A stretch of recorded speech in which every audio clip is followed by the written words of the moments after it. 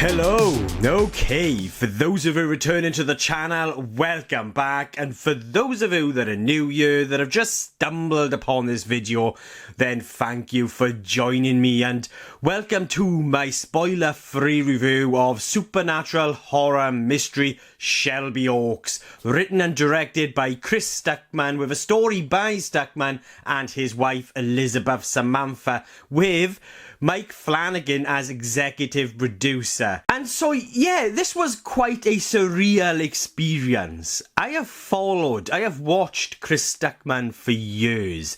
He is one of many YouTubers that inspired me to sit in front of a camera and share my passion for film with like-minded people. And to then sit down in the cinema and watch a movie with Chris Stuckman as writer and director in the credits, you know, within the titles as the movie opens. It was just an incredibly surreal experience, but one that was very satisfying and inspirational, because this is someone who, you know, is very passionate, clearly very passionate about cinema and film. You know, this is a journey that he started so many years ago with writing and YouTube, and then to finally witness Stuckman direct and write his very own film with the backing of Neon and Mike Flanagan. It was just, yeah, a surreal, satisfying and inspirational experience. So, Shelby Oaks, it follows Mia, a woman searching for a missing sister Riley, a member of a vanished paranormal team. As Mia uncovers disturbing clues and lost footage, she's drawn into a haunted mystery involving demonic forces and the dark truth behind Riley's disappearance. So, the answer is, you know, yes, it was satisfying to finally see, you know, someone who had worked so hard to get to this point in, you know, crafting, creating, you know, his very own, directing his very own movie. Was the movie itself, was Shelby Oaks itself a satisfying experience? That's the question. So, I really liked the first 20 to 30 minutes of this movie. It has a very strong setup.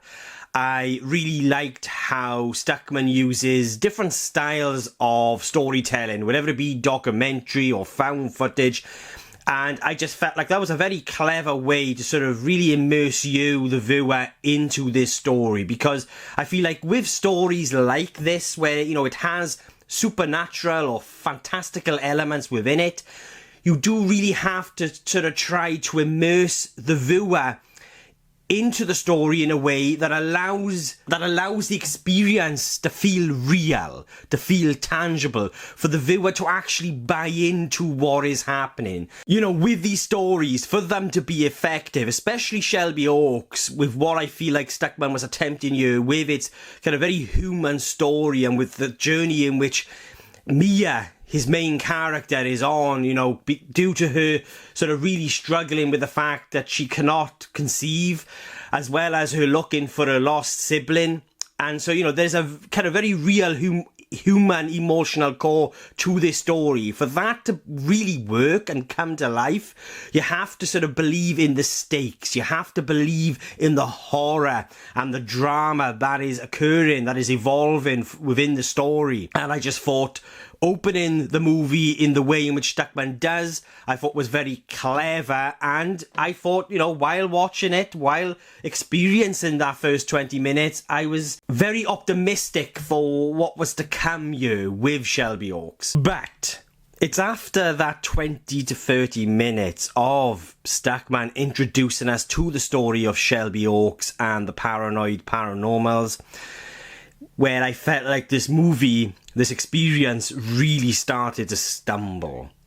And it sort of just ended up evolving into this kind of experience that it just felt like moments. It almost felt like a scrapbook of ideas that were very clearly inspired by other directors and artists. And the sort of one of the major issues I had with this experience was that it kind of lacked this connective tissue between moments that allowed for this sort of continuous flow of emotional momentum to truly come to life and just build up. Like, there was a lack of emotional momentum here within the story, and I just felt like that was due to the clunkiness of how this story and how these moments with the character of Mia and sort of what she's going through with her relationship with her husband, and then looking also for, you know, her lost sibling, how that all sort of just came together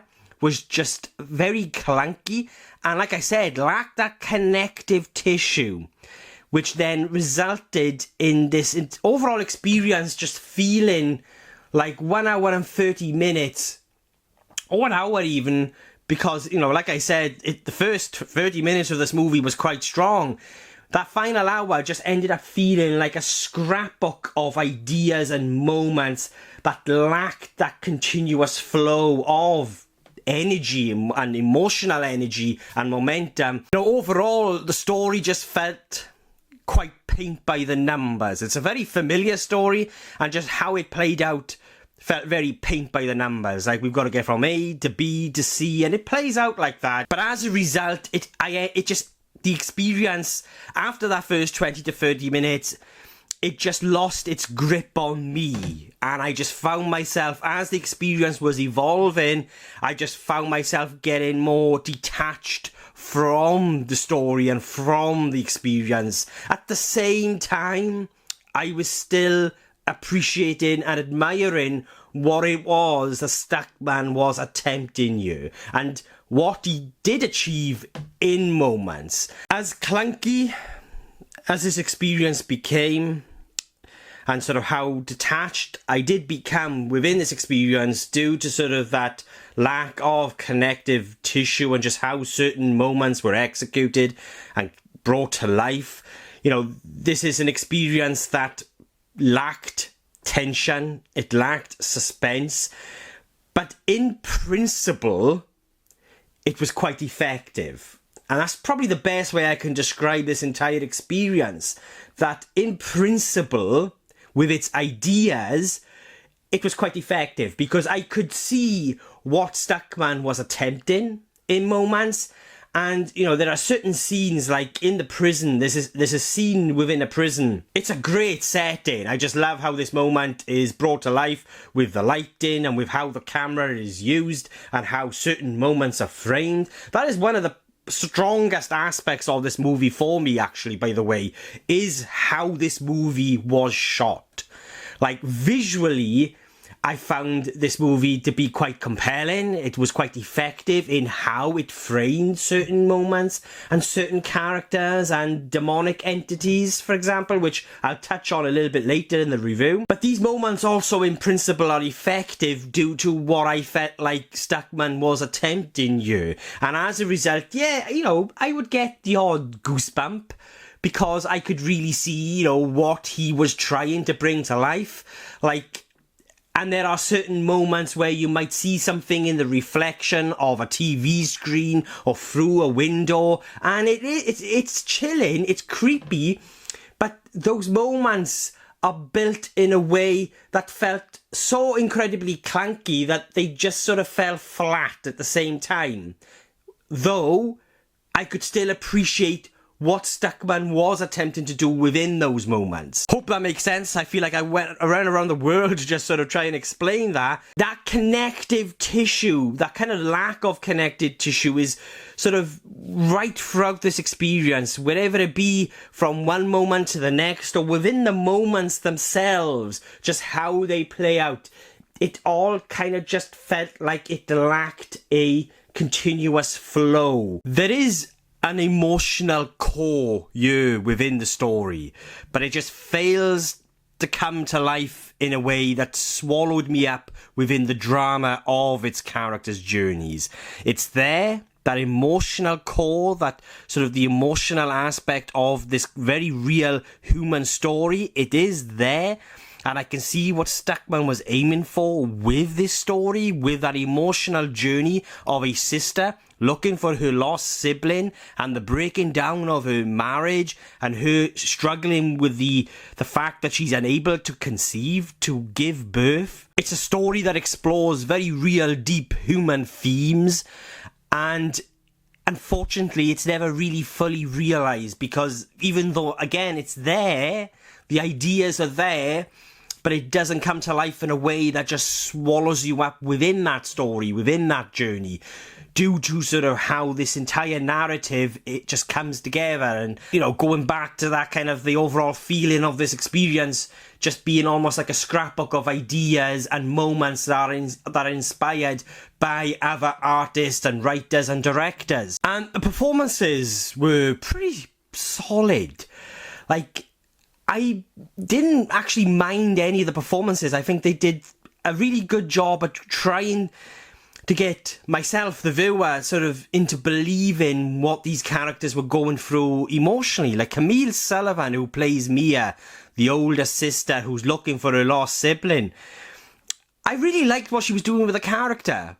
What let the character down, and what maybe let the performance down, you could say, was the writing. The writing was quite soulless and mechanical. Like, it was very sort of paint by the numbers, just like the overall experience, really, in a way, where, you know, we need to get from point A to point B to point C. But the performance, I liked, because you could see they were trying their damnedest to give us a character that we could believe in. I dug the performances, actually. I think they were, you know, along with sort of the visual aspect of this movie, I feel like the performances were one of the strongest elements of the movie. But it was the writing that was that kind of anchor to why this movie wasn't quite as effective as it could have been. And that's not me saying that I'm a better writer than Stuckman, by the way. You know what I mean? I am not, you know, I don't consider myself to be a great writer, but this is just my sort of own personal sort of opinion in how I perceived this story, and how how this story affected me, and sort of how it came across to me. And I do feel like overall the story suffered as a result of its writing. But the fact is, you know, you've got something here that was crafted, was brought to life by someone who clearly has a passion for film and the genre in which he's bringing to life here, horror. And I couldn't help but really respect that and appreciate that. And I just admired what it was that Stuckman was attempting here. And I think visually, again, like I said, this was one of the strongest elements of the movie. There are some beautiful shots in this movie, and just certain scenes in how they are framed with certain characters. Like, there's this demonic entity here within the movie, and I just loved how that demonic entity was brought to life, especially within the third act. I just love sort of how the demonic entity, you know, was hidden sort of within the shadows, how it would be framed. It would sort of be obscured or hidden behind a character, or you might just see a shadow of it. I just loved how it was sort of brought to life really within the frame. It just took me back to movies that I grew up watching as a kid, being compelled by, you know, like, for example, Tales from the Dark Side. Before I did this review, actually, I had to go hunting for the title of this film, which was a sort of like an anthology of stories that I remember watching as a kid. And I'll always remember what those stories were, because they scared the life out of me. But it'd been years, so many years since I was a kid the last time I watched it. But it's a movie that left an impression on me, because I've never forgotten about it. And while watching Shelby Oaks, especially its third act, it just took me back to those kind of movies, like, you know, these kind of B-movie 80s, 90s horror movies, especially something like this anthology film, Tales from the Dark Side. And a lot of that was due to sort of how Stuckman would bring the horror to life within the frame in certain moments, especially within the third act. I know the third act hasn't worked for many people, but for me, even though it is very clunky again, and it does stumble with sort of how it sort of tells its story, that then kind of results in the lack of an emotional punch or clout, I couldn't help but admire those little moments of what it was that Stuckman was pulling off. And for me, it really kind of highlighted what Stuckman is capable of as a director, with, you know, with a camera in sort of telling a story. The potential was there. So yeah, this was a very interesting experience, a fascinating experience, because, you know, this film has been going around all the festivals. I have been listening and reading certain reactions from certain YouTubers, and I've been so excited to check this film out because it's, you know, it's coming from someone that, like I said, inspired me to sit in front of a camera and talk about one of my passions in life. And it was just surreal to finally see this, and I couldn't help but feel proud for what Stuckman has achieved here. And it is still this movie was a massive achievement. Issues aside, this film was a major achievement for me personally. I feel like what Stuckman has done here, I can't help but be proud for him. It's no easy job to get to where Chris Stuckman have gotten here with this film, with Shelby Oaks. It takes a lot of hard work, and I think to have gotten to this point where he has a film in cinemas where we can sit down and experience on the big screen, that is an achievement. And, you know, if you sort of follow the story of the making of this film, you know, how it was conceived and sort of the journey in which Stuckman has been on, that is the real achievement here. Like, this isn't a bad movie. I wouldn't call it a bad movie. It's a movie with a lot of potential and some really cool, interesting ideas, with the potential of being a very effective, emotional, chilling thrill ride. It is there. It's just how it came together through the writing and just how it sort of plays out in, you know, within the narrative. Like I said, this isn't an unwatchable movie, but it does have its problems that stops it from being what it could have been. It stops it, you know, it has its issues which stops it from being effective at what I felt like Stuckman was aiming for you. And so yeah, enough rambling from me. They are my thoughts on Shelby Oaks, and I will be giving Shelby Oaks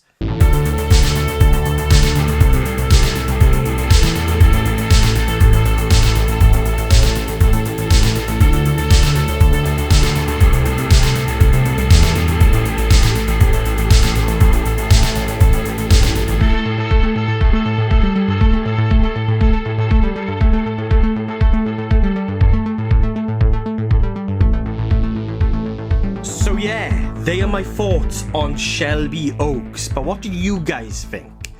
Did you love it?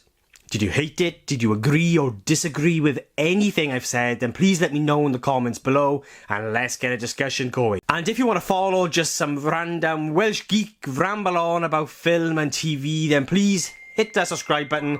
It will mean an awful lot to me. Begonia is next on my list when it comes to cinema releases this weekend. I am still hoping to catch The Roof Man, by the way, but it's been pretty hard at the moment trying to catch everything that I want to see. But yeah, you've got Begonia releasing, which I'm really looking forward to. I'm really excited for that. And just let me know what you guys would like to see from me in terms of content. You know, what would you like me to see? What would you like me to review? Do you have any requests? Are there any certain or different types of videos you'd like to see me do? Let me know below. And as always, you know, thank you everyone for the support, and just whatever it be, liking, commenting, subscribing, it means the world to me. So yeah, that's it from me for now. Enough rambling from me. Thank you everyone for watching. I really do appreciate it, and I'll be catching you guys soon.